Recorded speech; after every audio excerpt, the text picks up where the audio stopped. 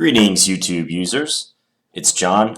I'm playing 3-minute on ICC, and I've played another Modern against Mischuk DL. What to do in this position? Let's play C5. Why not? Let's actually go into a Benko Gambit. I'm going to Gambit a pawn.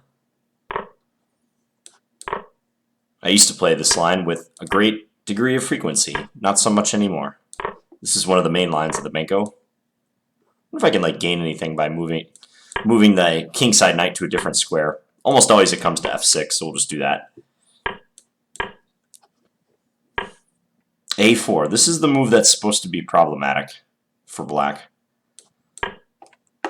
Yeah, this move is all the rage. I think it was recommended in a couple books, and I know the engines really like that move.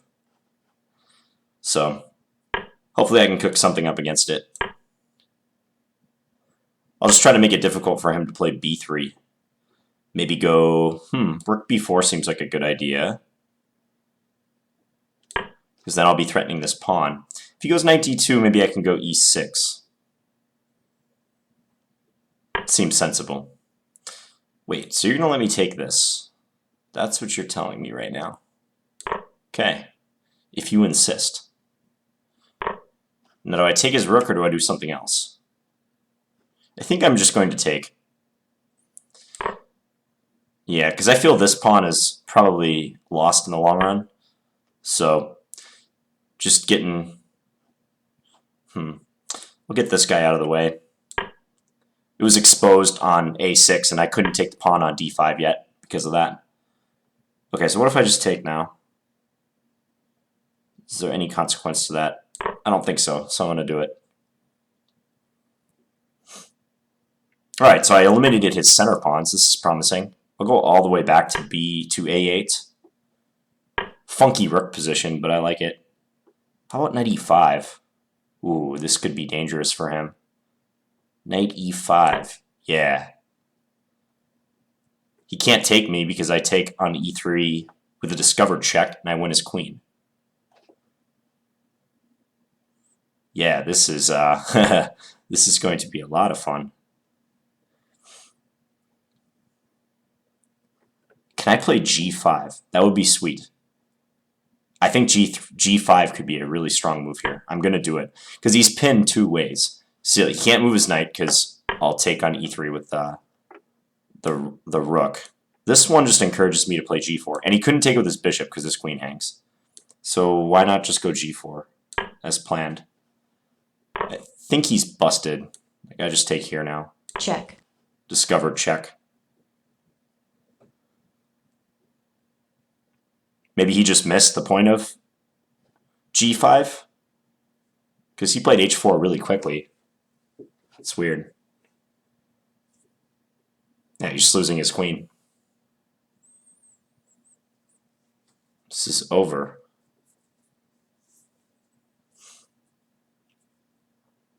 Not much more to be said. I take his queen and then I'll take his knight. And I'm up a grip of material.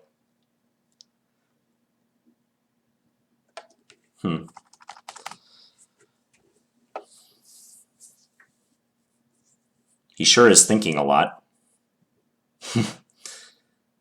He might be doing the old, let's just flag instead of resigning trick.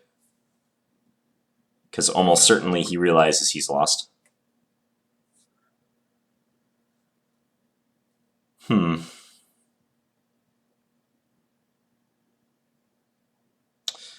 Well, unfortunate, I just have to sit here and do nothing.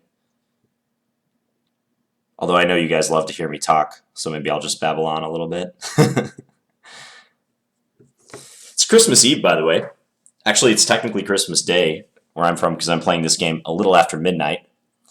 So, to those of you who celebrate Christmas, I wish you happy holidays, or Merry Christmas. And to those of you who don't celebrate Christmas, happy holidays.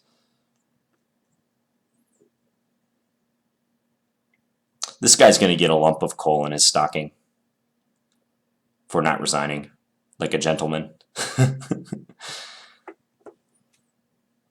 Mischuk, you're going to get a lump of coal. Santa is not going to visit your house. I'm sorry. So, yep, he timed down and Lost on time. So let's go back and look. So I played g6 again on move 1. Really flexible move. He played knight f3, c5, and here. So here I have a choice. I could take it into Benoni territory with d6, but I have some Benko experience, so I thought b5 was the way to go. Yeah, it pretty much just transposed to a Benko as accepted. I took with my bishop.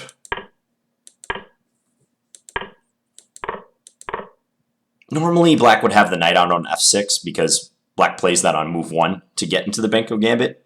So it crossed my mind like whether I could somehow take advantage of not having developed this knight yet, but it's hard to believe any other place would be good for the knight right now. And it's not like I can avoid developing this piece for much longer.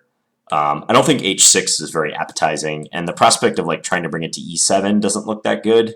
Not developed enough to justify e6. So yeah, we're bound to transpose. Now I mentioned this a4 move on move 12. I don't know a whole ton about this move. I've studied it a couple times from the white side, but it was more, my study was more just like looking up a few recent games and seeing that white was scoring well, and also seeing that this line was recommended. I think this was recommended in one of Grandmaster Kaufman's books. I think a black and white, the Kaufman repertoire for white and black. He recommends this line for white. And the idea is, like in the Benko, white has an extra pawn, but it's hard to make use of because black gets so much pressure down the A and B files. So my understanding of the A4 move is that it provides a nice square for the knight to come to B5, and it just sets in motion his queenside pawns. And from the black side, I know like if they're able to push this pawn to B3, this pawn to A4, and establish the knight on B5, black often has a hard time generating counterplay. Black will often have to turn to the center for counterplay, like playing E6 and such. So A4 is maybe an accelerated way to try to realize that plan. The most common moves here are like rook E1. Also H3 is played a lot because sometimes black wants to go knight G4 and transfer the knight to E5. So those were the most common moves before this A4 move started becoming popular. I played rook A6 with the idea of just bringing the queen to A8. There's a lot of setups black can choose here. Queen A5 is also possible. I wonder about knight G4 too, because this is a common idea. That transfer the knight to E5, as I was saying. So kind of just chose a setup. I didn't want to play rook A7 for the same reason, because knight B5 would be annoying with tempo. Also rook A5, the rook could be exposed on this square. Like he might play bishop D2 and x-ray my rook. So A6 is probably the best square on the A file for this rook. Brought the queen over to A8. Bishop E3, I wasn't sure about. I don't think the bishop is too well placed here. I mean, it interferes with his queen guarding E4, so I have a hard time believing that that's the best square for that piece. So now I get rook B8 in, which frustrates his attempt to play B3. He can't play that yet. So also knight B5 is not possible because I can take here. So he needs a few moves in order to secure everything, so he could possibly do that B3, knight B5 plan. Now I did rook B4. And I think he just overlooked the threat. Either that or he was trying to like tempt me into taking E4 for some reason. Pretty sure he just overlooked it. I thought he would play knight D2 in this position, just to reinforce this pawn.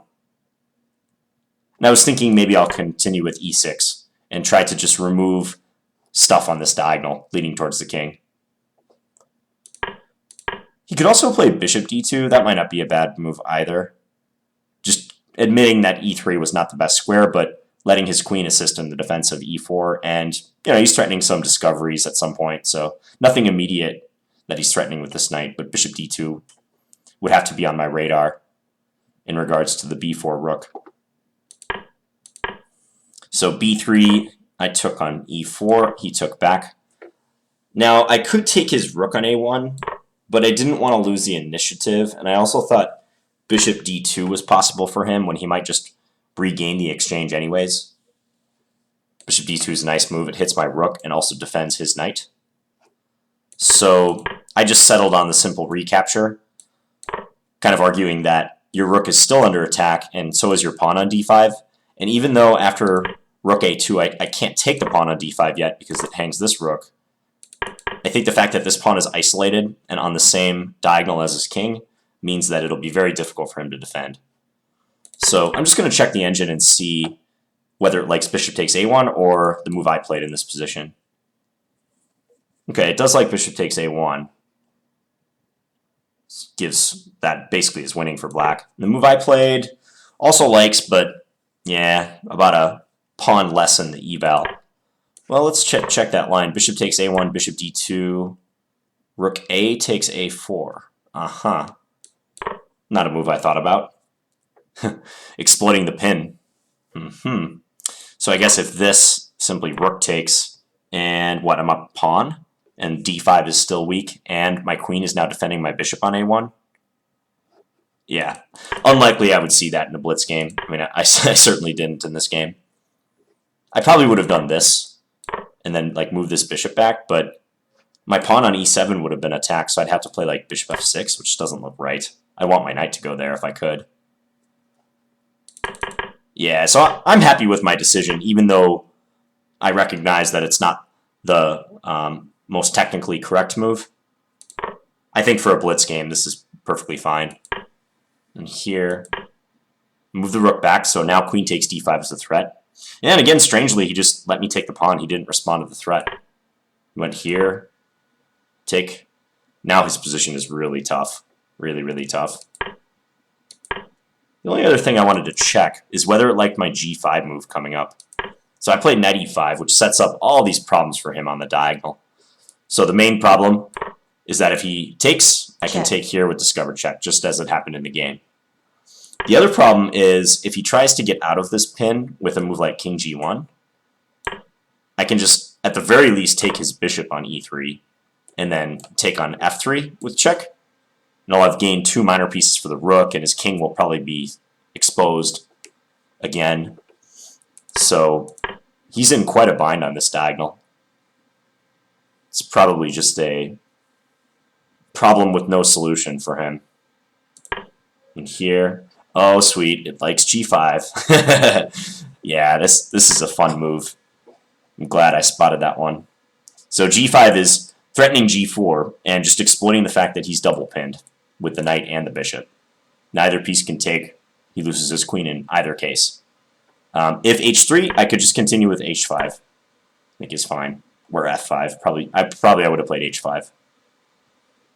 And pawn is going to get to g4 no matter what. So he'd have to bail with his king and potentially allow that rook takes e3 move again. Cool. It's nice to play moves like that. This is very much a pattern-like move. The fact that I was able to find that so quickly doesn't mean that I'm a chess genius or anything. I've just seen this pattern a lot. You have a piece on a diagonal that's pinned leading to a king. Often a good way to take advantage of it if you can, if you're trying to think, like, what's that extra ingredient I need to really win that pin piece? Often it's a g-pawn, and a g-pawn advance. So that's why it came so easily to mind. It took me, what, like 12 seconds to find that move? So that's what looking at a lot of chess can do. There's no magic, there's no like talent factor. I mean, maybe a little, but this is all just pattern recognition stuff. That's all Blitz is, really. Strong Blitz players probably have good pattern recognition skills. They've seen thousands and thousands of patterns and probably hundreds of thousands of games that generate these patterns. So, yep, g5, and then he did this, which just accelerates the idea, g4. Check. Yep, and then he sat there for almost 2 minutes. So, check. Poor etiquette, but whatever, it's the internet. So, alright, hope you guys enjoyed that one, and I'll be back with a couple more videos today. Thanks, guys.